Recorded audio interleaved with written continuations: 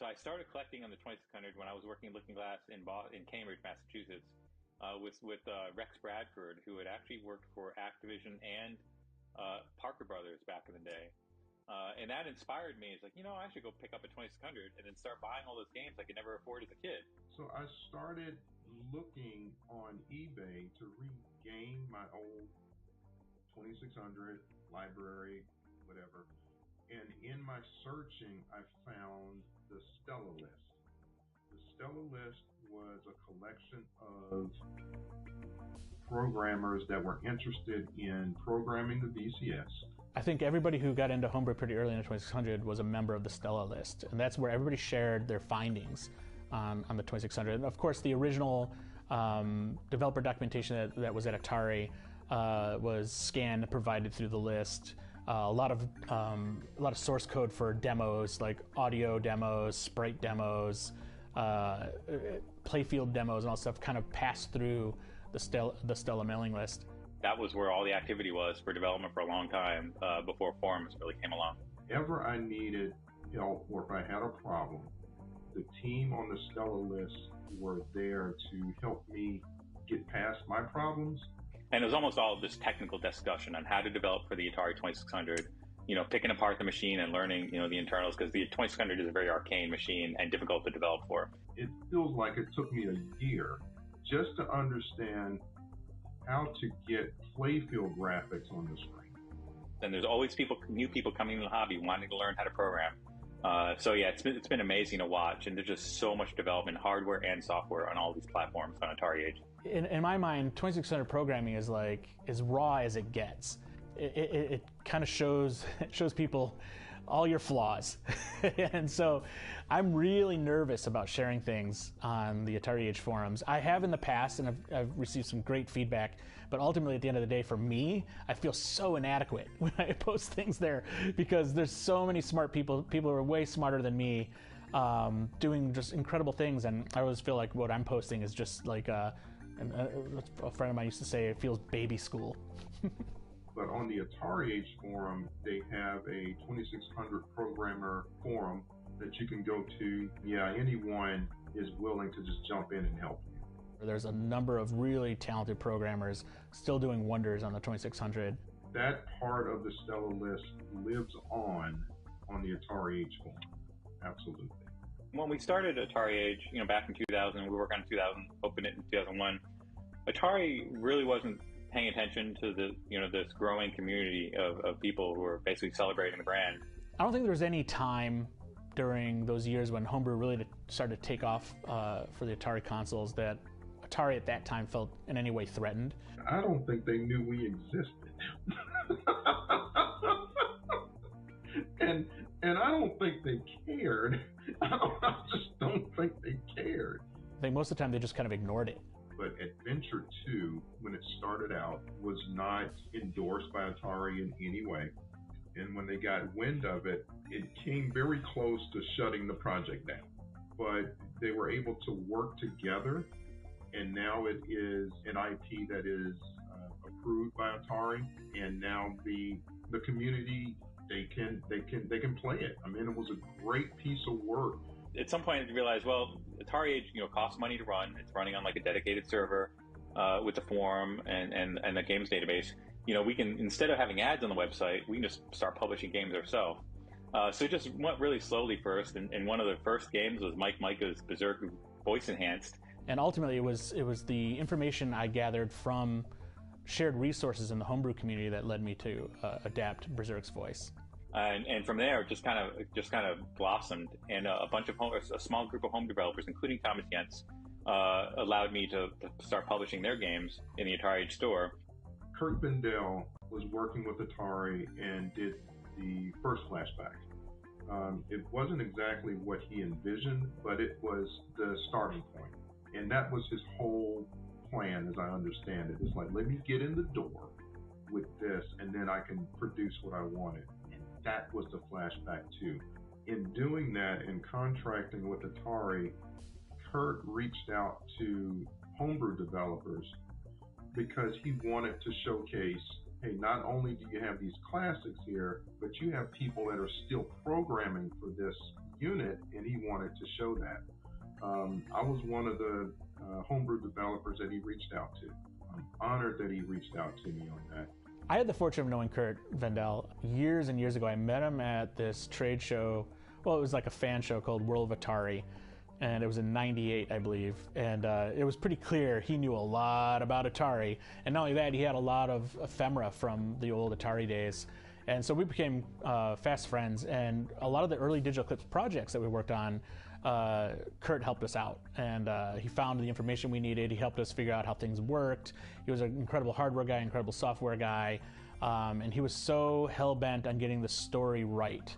And so I give a lot of credit to Kurt for paving the way, for giving people the understanding of like where the real heroes were in those old days at Atari.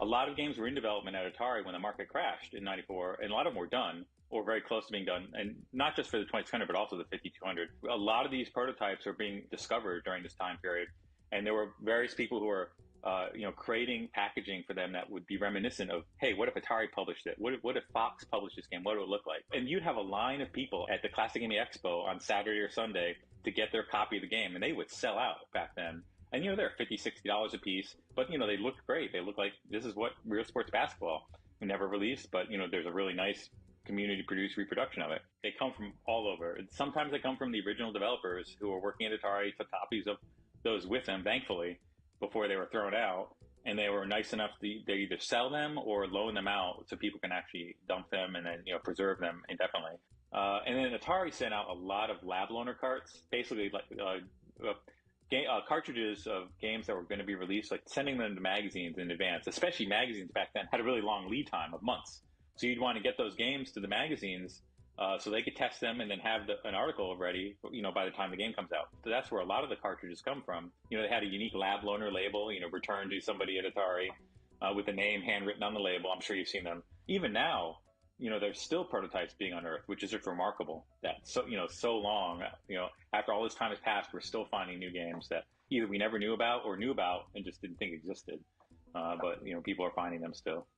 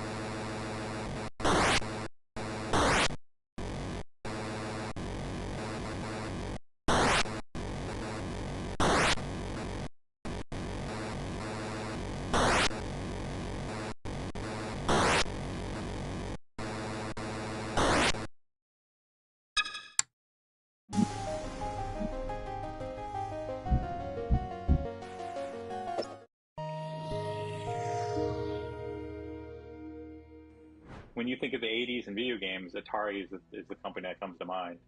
And because, those people grew up with, there's a lot of nostalgia today still for the brand. And I think that's the main reason why, you see people so passionate about Atari. When we do our best, video games are an art form. What we're doing doesn't just distract people or pass the time. We leave them with something. The brand was so iconic for so long that it feels like it was a part of their life, and that it felt like a part of their identity. So I think whenever Atari over the years has done something against those core values of what people have brought to Atari and how they feel they fit with Atari, that's why you'd see a lot of vocal retaliation to what Atari was doing, because it was so personal to them. And Atari did a great job with marketing. They had a lot of the arcade hits, like Pac-Man and Defender, and just tons of arcade games that people wanted to play at home. And they just did a great job with marketing and getting the systems out there, and that's what people remember from those early days. For me, it is the excitement that I had as a young teenager having the VCS. That excitement is still there for me. And you've heard this before, you never forget your first love. That would be the VCS for me. I think video games are proving to be more and more like the music business. Whatever you heard at certain points in your life of music, that's the soundtrack for your life. And when you hear those songs, when you were a kid or when you were a teen or when you were in college, it brings back those memories, and you're attached to that time and to that version of yourself, and the music takes you back there. I think for a lot of people, it was the very first system that they had, especially for the 2600. And even then, the Pong systems that came before that, and Atari was active in arcades as well. I think the combination of, the home consoles, arcades, and then computers, that kind of trifecta really kept Atari in everyone's minds, versus the other companies only had like a console, home console, and didn't do the other things. I took my 8-bit 800 XL with me to college, and that's what I wrote my reports on.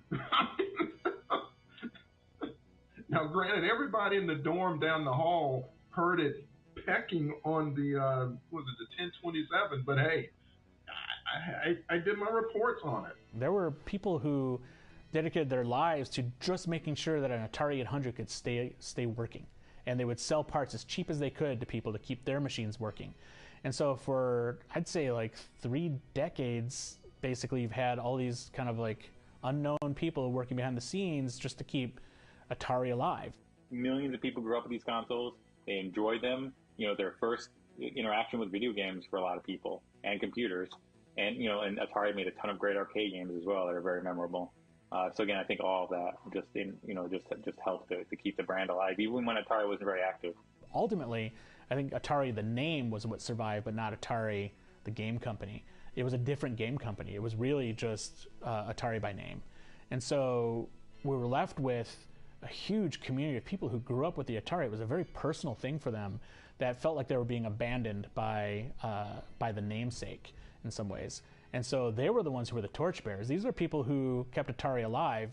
I was in Europe, in Germany, and I was waiting for some friends, and all of a sudden this person comes walking by in a bright green, Kelly green shirt with a white Atari across it. And then later on, I was at the Gap store at Christmas time, and I saw a multicolored Atari T-shirt for children, and I said, well, I kind of chuckled to myself, and I said, Jesus, Atari is just not going to go away. And then, of course, I had to buy the shirt for my great-nephew, so.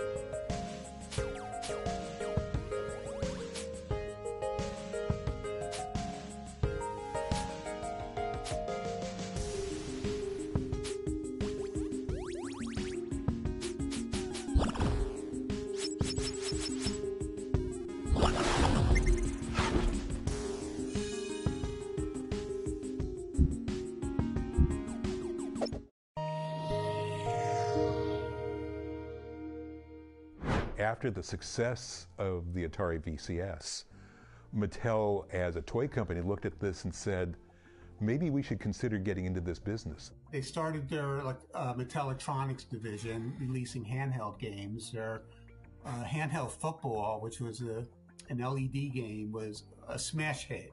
Somebody had the idea that the TI, Texas Instruments calculator chip, could also be used for games. It worked in calculators, we could make a game out of it. That's where those handheld games came from. When I first saw it, I'm like, how is this football? Because the field is only this big. How is this 100 yards? And then, of course, you play it and you realize you have to go multiple times to get a touchdown. But oh man, it was great. The Atari VCS was being sold in toy stores. Mattel did not like giving up shelf space and consumer dollars in toy stores. And I think as much as anything, it's that sense of holding your position, holding market share in the toy industry. That plus the sense that there was a potential here, I think, is what drove the decision. Mattel saw that Atari was making lots of money, hand over fist, making video games, and decided to make their own console, which they called the Intellivision. They had an outside consulting group make a set of initial games for the machine for the playtest.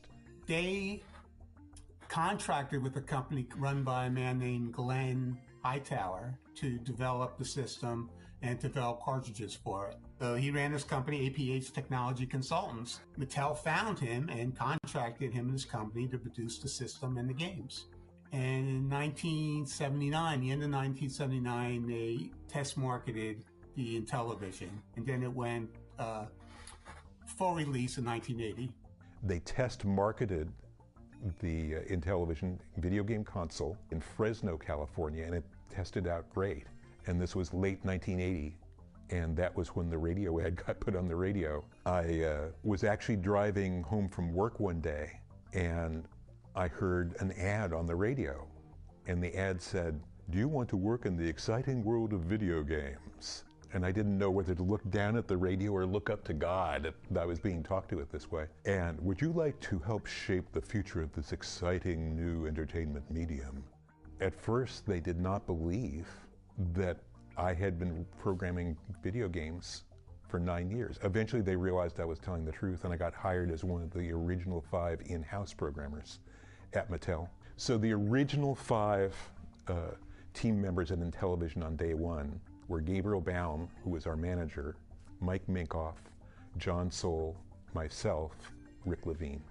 The consultants at APH who had been working on the test market games also continued to stay involved, and they also were working on games in parallel to us. But like modern video game companies, Mattel realized they wanted to control the development themselves, and that's why they built an in-house team. If you were a toy designer, or you worked for the toy company, you turned left and you went into what was then a modern office tower.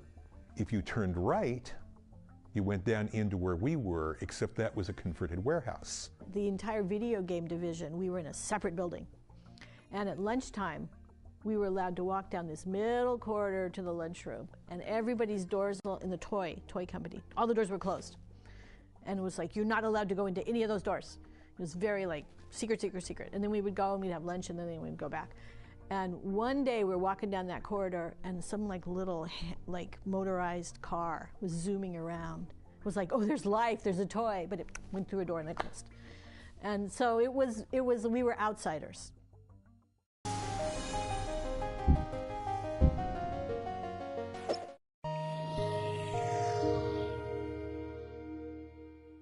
Atari developed this joystick, which is just a stick coming up, and you can move it with the Atari in 8 different directions: forward, backward, left, right, and then the 4 diagonals. And that controlled the object on the screen. Mattel decided to go better than that. Mattel controller is a rectangle with this disc on the bottom, a round disc, but 12 buttons over it. Anyway, what the disc was, you can press it in any of 16 directions, and that controlled what goes on the screen. If you're used to a joystick, it's difficult to work with. I didn't like the controller. I didn't like the controller. I didn't like it. I mean, a joystick with a button, that feels like a video game. This other one felt like an accounting package. The Intellivision had the bad interface versus the joystick. Things like that were just things you would argue over all the time. It felt maybe even like the games were very soft. They weren't edgy. I'd say visually the Intellivision looked a lot better, but also the 2600, because of its requirement for drawing the screen, meant that every game had to run at 60 frames per second. Like even today we had discussions like, can we get to 60 frames a second? And like every Atari game that exists is 60 frames a second, because if they didn't, they have to hit that or the screen won't draw, you know? So no Atari game has any sort of lag or anything, because they had no option to have lag. How many 2600 games were made? 600 in the original few years of the console? That was possible because the software controlled everything, and in the Intellivision, the hardware did what it could do and nothing else. Out of all the systems I've worked on, the one actually that kind of bested me was the Intellivision, because it's such a unique architecture. The instruction set for the Intellivision was not an 8-bit instruction set. General Instruments made it 10 bits wide. So when we wrote instructions, we had more opportunities, more things we could do in assembly language because it was 10 bits wide. Basically, it just means we had a book with more pages listing the dictionary of what we could do. You hear stories about how some engineers just couldn't quite get the Intellivision to do what they wanted. And the reason some of the games are slower is because that understanding of that architecture is very challenging. So games could run really fast on the Intellivision. You just had to do it a certain way. And most people tried to approach programming the Intellivision like they would the Atari 2600 or an old 8-bit computer. They thought that's the way you should do it. But in fact, the Intellivision has a very specific way you should be creating games for it. So it was made with newer technology. And with that technology, they were capable of making more resolution of backgrounds, more colors, not necessarily better colors, but more sprites, I think they could put 8 sprites on the screen. The Intellivision itself, because they started work on it about 2 years after Atari had started work on the VCS, it had more advanced chips. And so where the Atari was using a 6502 chip, which is a very basic and because of its simplicity, a powerful chip for its time, we were using a GI 1610 chip, which had 16-bit logic in it as opposed to 8-bit. Everybody says, oh, 8-bit, 16-bit. Well, Intellivision was kind of 3 different kinds of bits. We were very confusing. The thing is, once we programmers started doing tricks and making the Atari 2600 do things that it was not supposed to do, we ended up with more sprites than the Intellivision. I did a game called Freeway, and Freeway had 10 moving sprites on the screen. In many cases, a lot of engineers that were on the Atari went to Intellivision and vice versa. And then many engineers that went out to third parties like Activision and whatnot would end up working on multiple platforms. So they'd work on Intellivision and Atari. I mean, I was at a CES one day showing Pitfall, and the Intellivision programming crew came around. I remember just kind of standing behind them, and they were saying, how do you make a swinging vine that would use all 8 of our sprites? There would be nothing left for Pitfall Harry. And so the swinging vine is a trick. It's a programming trick. And without it, Pitfall doesn't exist. All the companies in the Bay Area particularly that were working on Atari and Intellivision games were told not to intermingle, not to hang out with people from the other companies because of company secrets being let loose, and nobody wants anybody to know what anybody else is working on. But occasionally the programmers would run into each other in the mall, and one of them would say, I finally figured out how you did that thing, you know, or whatever.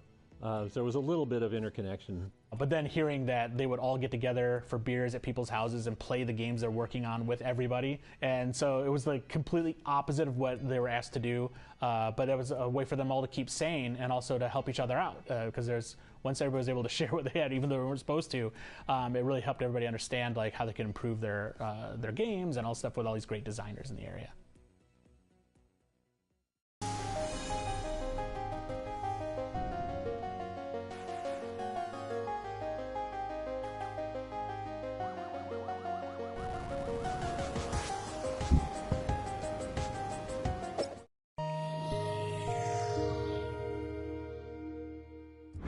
I'll try almost anything.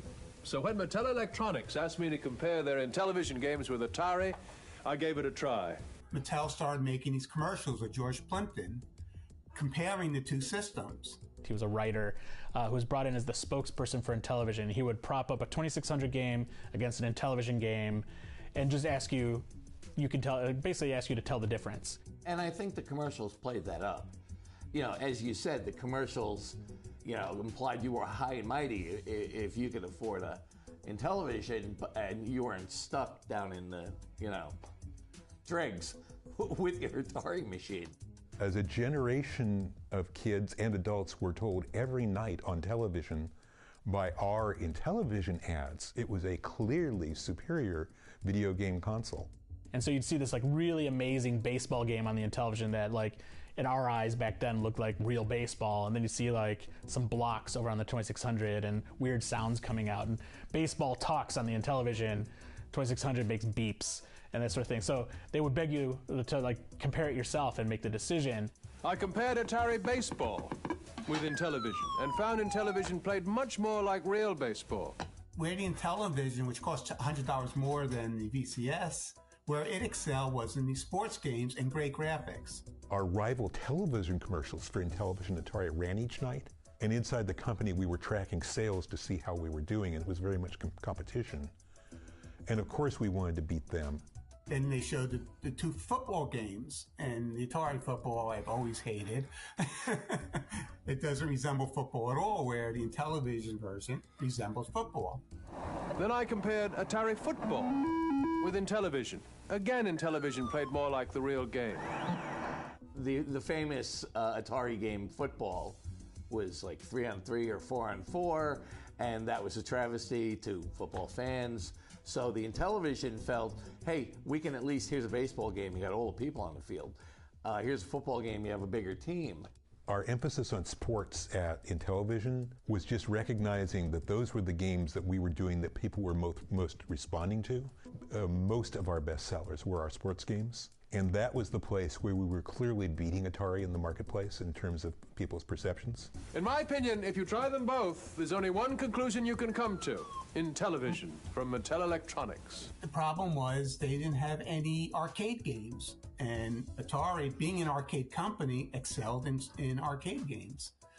And another problem with the Intellivision was it was a slower system than the VCS because it sacrificed memory for graphics rather than for speed.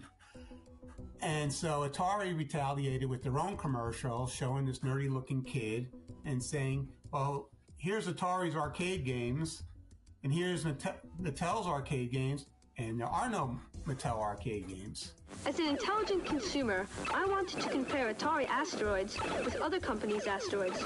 But other companies don't make asteroids. Atari had coin-op games that had great brands that people already knew, and that they could bring those into their home operation. We didn't have that at Mattel.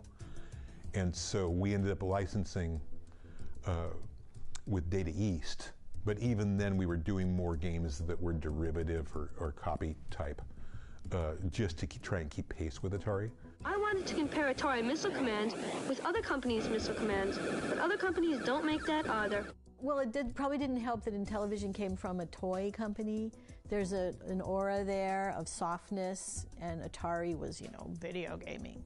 But ultimately, when you played the games, you could really tell the difference then, because the Intellivision and the way it presented graphics, the frame rate was pretty slow. It was pretty plotting, and the 2600 had this really fast frame rate. So games that were like shooters, racing games, all that stuff on the 2600 felt great, but they looked really nice on the Intellivision.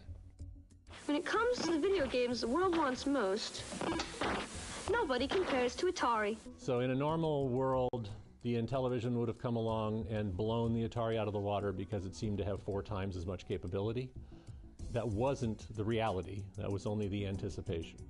Despite all the TV commercials that Mattel ran every night for years saying how we were better, we never caught Atari in video game sales because of that price difference.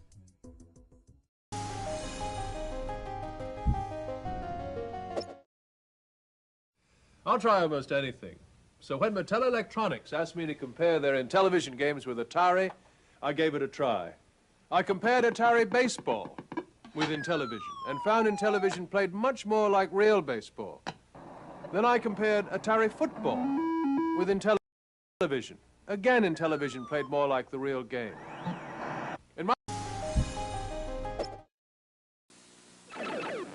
As an intelligent consumer, I wanted to compare Atari Asteroids with other companies' asteroids. But other companies don't make asteroids. I wanted to compare Atari Missile Command with other companies' missile commands. But other companies don't make that either. Finally, I wanted to compare the new Atari Warlords. Unfortunately, other companies don't make it. When it comes to the video games the world...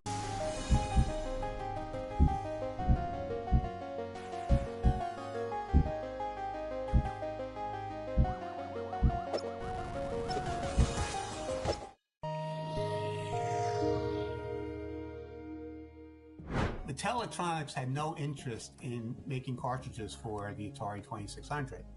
What happened was this Glenn Hightower, who made the original cartridges for the Intellivision, he realized he got a bad deal out of it. Whatever games they sold to Mattel, they would get $30,000.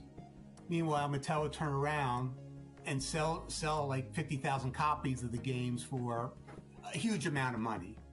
And so he decided, well, why I should get in on this side.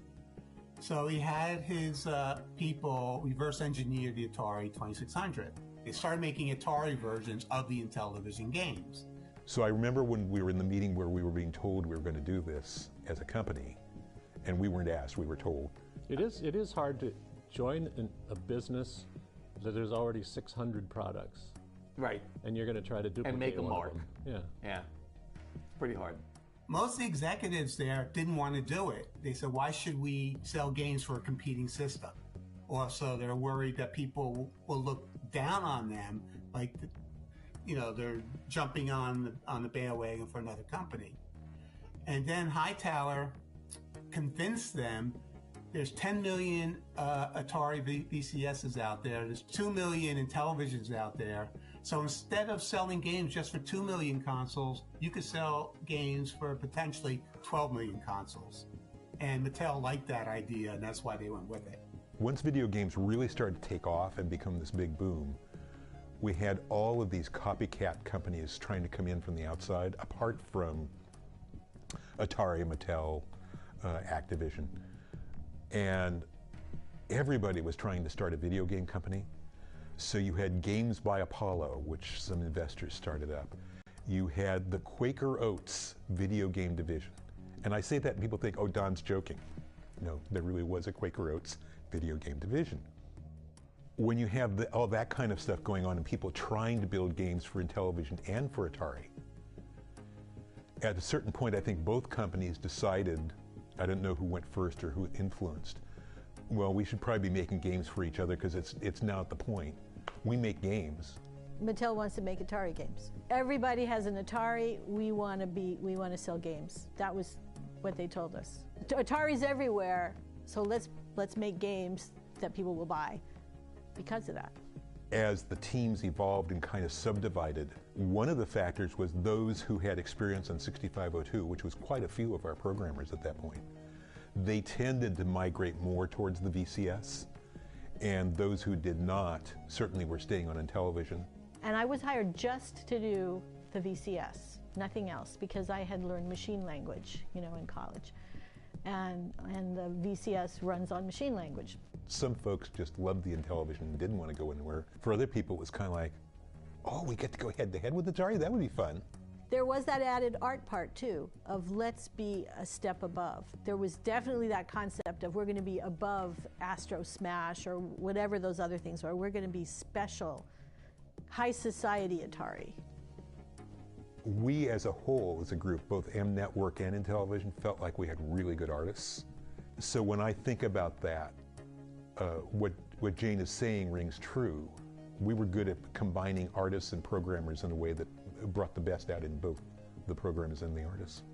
I was the only woman programmer in the whole group of M Network. I was kind of unaware of how unusual it was. So we were just like a bunch of people, and we all cared about video games and the problems of the VCS and conquering it, and we would share, oh crap, my cycles went too long. I mean, it was a team thing. Somebody told me, you know that company M Network at CES? That's Mattel. And I said, I don't think so. It doesn't make any sense. And then I found out it was. And I said, oh, okay, so they're giving up. I just clicked this magazine. It was Electronic Games. But they had this rumor page, and they talked about how Mattel was going to start making games for the Atari 2600. I couldn't get to my friend's house fast enough to be like, victory. Like, there's no way Atari would make games for the Mattel Intellivision, which they would later. Atari did the same thing. They made games for the Intellivision under the Atari Soft label and other systems too. So there was definitely a lot of back and forth with all these companies once they started cross-selling games across platforms. But at the time, they were the first to concede, and so I was very excited, not because I wanted the games, which I kind of did, but because I could actually claim victory over my friends that Mattel has to make Atari games to succeed in the game business. It was just another revenue stream. It was another revenue stream. And it was a good thing for gamers because you could play the games on whichever system you chose. A lot of their library is based on Intellivision games, and the Intellivision was a pretty capable console. Visually it looked different from the 2600, but a lot of the games had a lot of depth to them. The cartridge shape was basically the Intellivision cartridge, but then they had this 2600 weird adapter they plugged into it at the bottom, and so they didn't bother. They could have, if you think about it, the tooling for the adapter was probably more than enough to make an actual cartridge case. But the defiance to be like, no, we're going to make a real Intellivision cartridge and make it look and be evocative of Intellivision, even though we're using it on a 2600, I thought was a really interesting approach for them. When I heard they were coming out with Atari games, I was in the camp that, they know that that's the market leader. We might as well jump on the bandwagon. And there were so many. There must have been at least 2-3 dozen companies at that time producing games for the 2600. So what's another one? The sports games were fantastic remember at work, and I remember really liking Star Strike on the Intellivision because it felt like the sequence from Star Wars were going to the trench, and that was coming to the 2600. So secretly, I was super excited that I was going to start getting these Intellivision games on the Atari 2600. The hyped Mattel games like Astro Smash, which became Astro Blast, I like that game. And I think it was better to play on the Atari with the joystick than it was to play on the Intellivision with the disc. One game I played a lot of, probably more than any others, and it's a weird outlier, is Frogs and Flies, which is a port of Frog Bog. Dark Cavern, a good version of Night Stalker, which should have been my favorite. It's one of my favorites, but it was Frogs and Flies. I played a hell of a lot of Frogs and Flies. They run the gamut as far as being good and bad, but there were a lot of them are based on Intellivision titles that didn't already exist on the 2600. So I think it's great that they did that. They pushed the limits of the Atari 2600. So games like Bump and Jump or Air Raiders or even like their football and baseball games, they were pretty impressive games. They looked really close to their Intellivision counterparts, but also had their own unique look, and they had no compromises. So for a company to kind of come in and just try to cash in on the Atari craze, that isn't what it felt like. It actually felt like they were coming in here to make a difference and make really good, solid Atari 2600 games. So I like to think that we raised the bar. And then maybe others came along and did way better, who knows? But we cracked it. We said, hey, you don't have to do the old hat stuff. You can play with it like it's an instrument. You can pluck the strings different ways.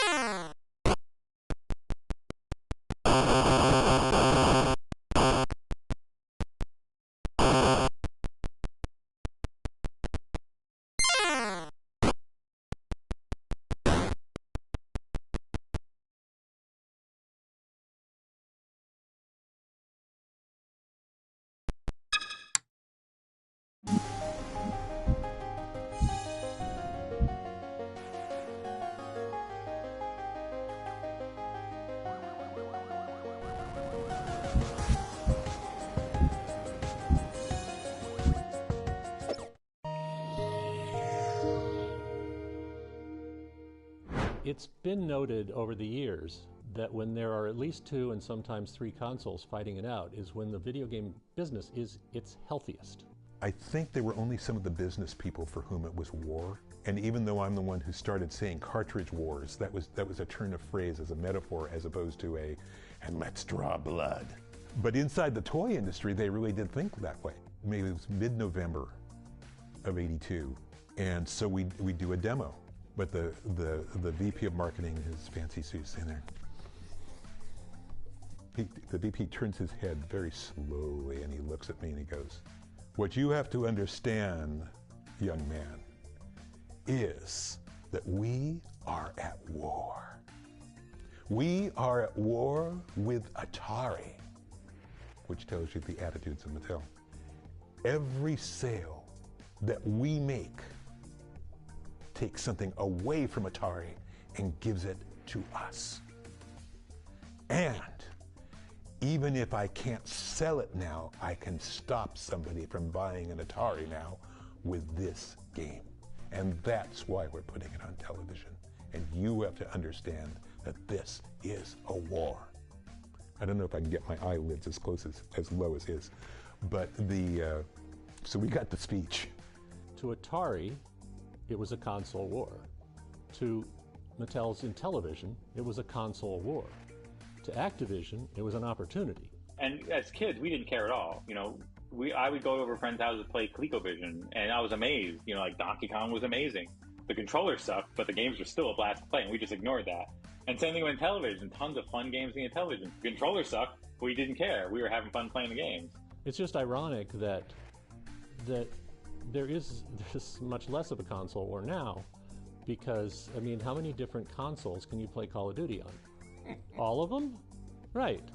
So it doesn't even work that way anymore. But if you wanted to play a particular game, if you wanted to play Plimpton's Baseball or whatever they called it, you had to have the Intellivision. There was no other way.